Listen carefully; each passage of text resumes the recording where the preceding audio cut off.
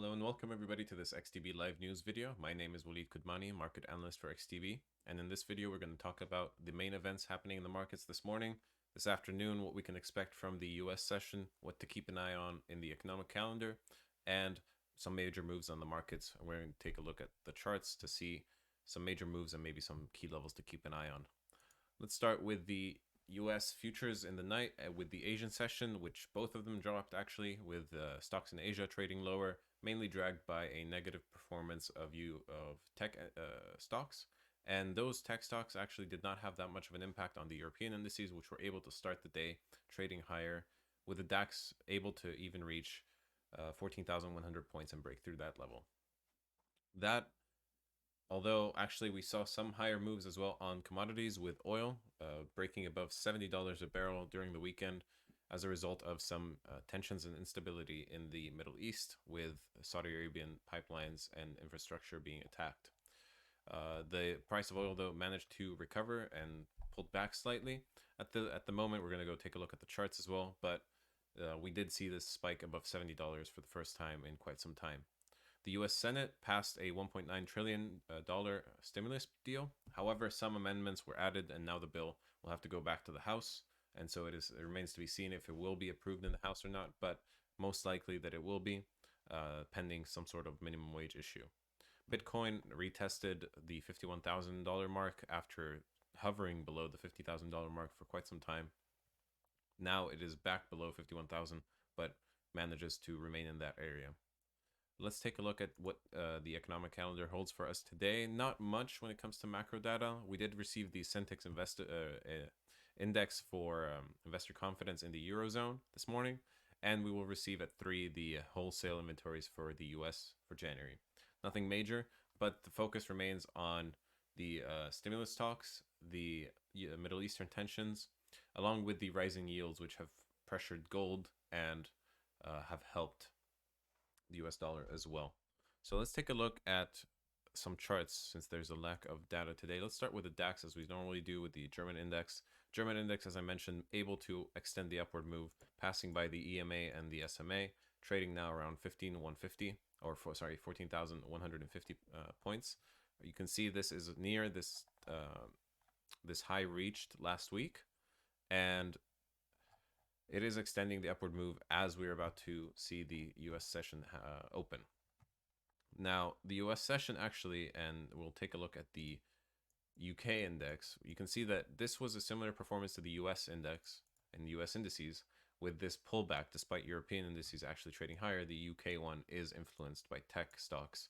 And so now, right before or even with the US session open, we are seeing it slightly rebound and trying to get back to the closing prices of last week. When it comes to, in fact, US indices, as I mentioned, pullback in the night with the futures and the negative performance of Asian stocks, and then a retracement here, slight retracement rebound from this level. You can see these two moving averages, and it is now approaching the 200. SMA on the hourly chart, which it broke below quite some time. Let's see, at the beginning of the month. The US tech index, which was probably one of the most affected, you can see that dropped by nearly 3%, and then now is managing to recover about 2% of those. Now, when it comes to gold and silver, precious metals, and other commodities, let's take a look. Gold continuing the downward move overall in the longer term, let's say, but at the same time managed to rebound from 1685 and is now hovering around the key level we mentioned last week in the video on Friday and in the webinar on Thursday, the 1695 downward trend line level. Now, this area has acted as a price reaction area in the past, so it is key, and it is slightly below the Ichimoku cloud on the H1 timeframe. Worth keeping an eye on this area, although this has now been broken through, and now the lowest point for now is the 1685.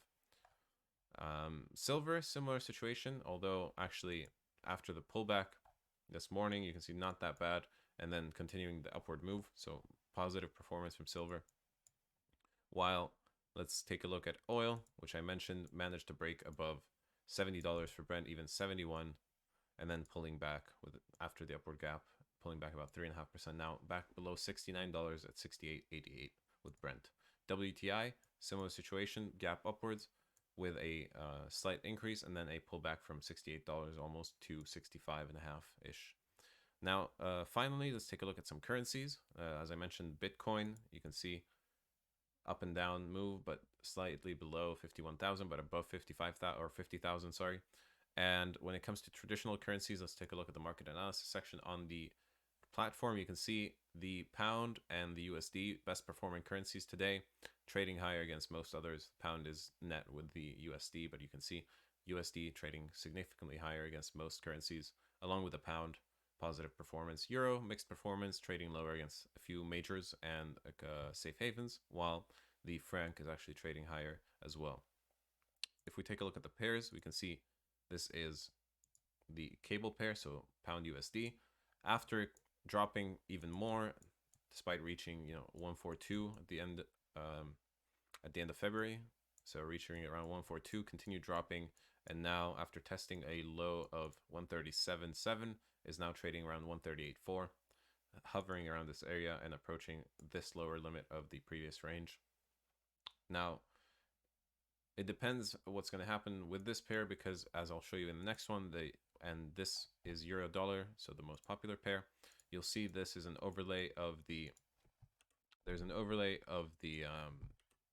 US dollar index, which shows the performance of the US dollar, and you can see that as the US dollar increases, the euro USD pair pulls back, and that's a similar situation as well for the pound.